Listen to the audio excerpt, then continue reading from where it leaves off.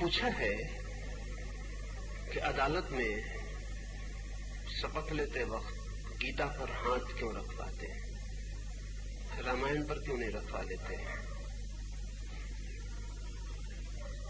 उपनिषद पर क्यों नहीं रखवा लेते।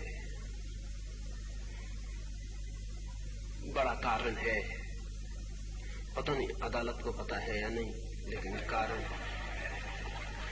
कारण बड़ा है। राम कितने ही बड़े हों,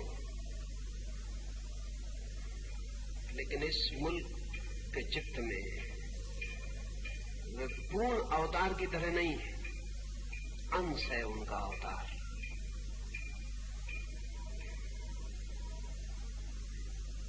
उपनिषद के ऋषि कितने ही बड़े ज्ञानी हों, लेकिन अवतार नहीं। कृष्ण पूर्ण अवतार। परमात्मा अगर पूरा पृथ्वी पर उतरे तो करीब करीब कृष्ण जैसा होगा।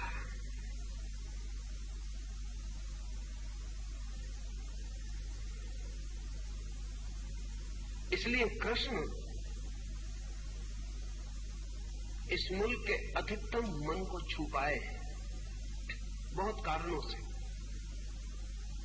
एक तो पूर्ण अवतार का अर्थ होता है मल्टी डायमेंशनल, बहुआयामी, जो मनुष्य के समस्त व्यक्तित्व को स्पर्श करता हो। राम वन डायमेंशनल है। हर्बर्ट मार्क्यूज ने किताब लिखी वन डायमेंशनल मैन, एक आयामी मनुष्य। राम वन डायमेंशनल है, एक आयामी, एक सुरे, एक ही स्वर है उनमें। स्वभावता एक ही स्वर का आदमी सिर्फ उस एक सुरे आदमियों के लिए प्रीतिकर हो सकता है, सबके लिए प्रीतिकर नहीं हो सकता। महावीर और बुद्ध सभी एक सुरे हैं, एक ही स्वर है उनका। इसलिए समस्त मनुष्यों के लिए महावीर और बुद्ध प्रीतिकर नहीं हो सकते। हाँ, मनुष्यों का एक वर्ग होगा जो बुद्ध के लिए दीवाना हो जाए, जो महावीर के लिए पागल हो जाए, लेकिन एक वर्ग ही होगा, सभी मनुष्य नहीं हो सकते।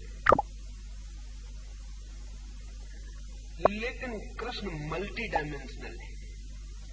ऐसा आदमी जमीन पर खोजना कठिन है जो कृष्ण में प्रेम करने योग्य तत्व न पाले।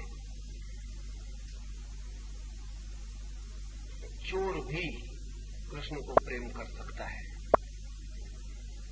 नाचने वाला भी प्रेम कर सकता है, साधु भी प्रेम कर सकता है, असाधु भी प्रेम कर सकता है, युद्ध के क्षेत्र में लड़ने वाला भी प्रेम कर सकता है, गोपियों के साथ नृत्य करने वाला भी प्रेम कर सकता है। तो कृष्ण एक ऑर्केस्ट्रा है, बहुत वाद्य है, सब बज रहे हैं। जिससे जो वाद्य पसंद हो वो अपने वाद्य को तो प्रेम कर ही सकता है, और इसलिए पूरे कृष्ण को प्रेम करने वाले आदमी पैदा नहीं हो सके।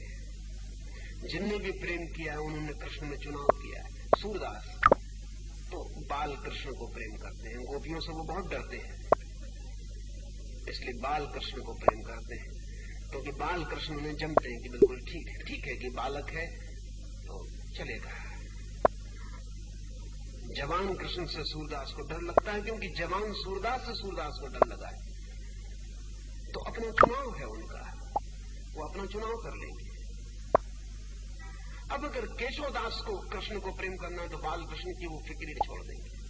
वो तो जवान कृष्ण के जो चांद की छाया में नाच रहा है, जिसके कोई नीति नियम नहीं, जिसकी कोई मर्यादा नहीं, जो अमर्याद है, जिस पे कोई बंधन नहीं पकड़ते, जो एकदम अराजक है।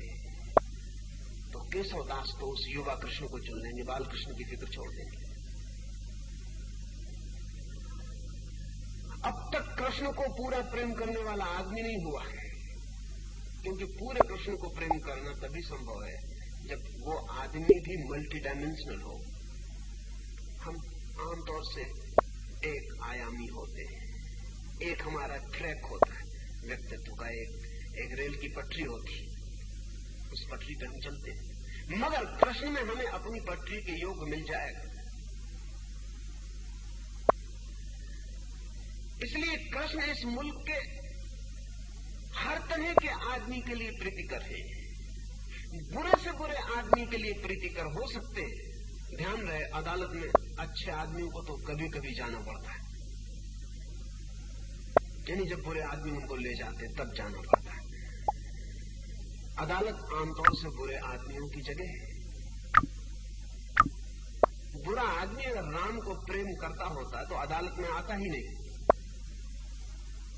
जो अदालत में आ गया है, राम की कसम खिलाना नासमझी है उसको। कृष्ण की कसम खिलाई जा सकती है। अदालत में आके भी आदमी कृष्ण को प्रेम करता हुआ हो सकता है। बुरे आदमी को भी कृष्ण खुले हैं, बुरे आदमी के लिए भी उनके मकान का एक दरवाजा है जो खुला है। राम वगैरह के मंदिर में इकहरे दरवाजे हैं, कृष्ण के मंदिर में बहुत दरवाजे। वहां शराबी भी जाए तो उसके लिए भी एक दरवाजा है। असल में कृष्ण से बड़ी छाती का आदमी खोजना बहुत मुश्किल है। इसलिए मैं नहीं कहता कि अदालत को पता होगा, मुझे पता नहीं, लेकिन जाने अनजाने कृष्ण का रेंज व्यक्तियों को छूने का सर्वाधिक है। अधिकतम व्यक्ति उनसे स्पर्शित हो सकते हैं। ऐसा कोई भी व्यक्ति नहीं है जिससे कृष्ण आलिंगन करने से इनकार करे, कहें कि तू हमारे लिए नहीं, हट, सबके लिए है। इसलिए सर्वाधिक के लिए होने से संभावना है। और पूछा है कि क्या सिर्फ अंधविश्वास है? नहीं, सिर्फ अंधविश्वास नहीं। इस जगत में सत्य से भी बड़ा सत्य प्रेम है, और जिसके प्रति प्रेम है उसके प्रति असत्य होना मुश्किल है। असल में जिसके प्रति प्रेम है हम उसी के प्रति सत्य हो पाते हैं। जिंदगी में हम सत्य वही हो पाते हैं जहां हमारा प्रेम है। और अगर प्रेमी के पास भी आप सत्य न हो पाते हो तो समझना कि प्रेम का धोखा है। अगर एक पति अपनी पत्नी से भी कुछ छिपाता हो और सत्य न हो पाता हो, एक पत्नी अपने पति से भी कुछ छिपाती हो और सत्य न हो पाती, कोई बड़ी बात नहीं, छोटी मोटी बात भी छिपाती हो, अगर उसे क्रोध आ रहा हो क्रोध को भी छिपाती हो, तो भी प्रेम की कमी है, तो भी प्रेम नहीं। प्रेम अपने को पूरा नग्न उगाड़ देता है, सब तरह से, सब पर्दों पर। अंधविश्वास कारण नहीं है।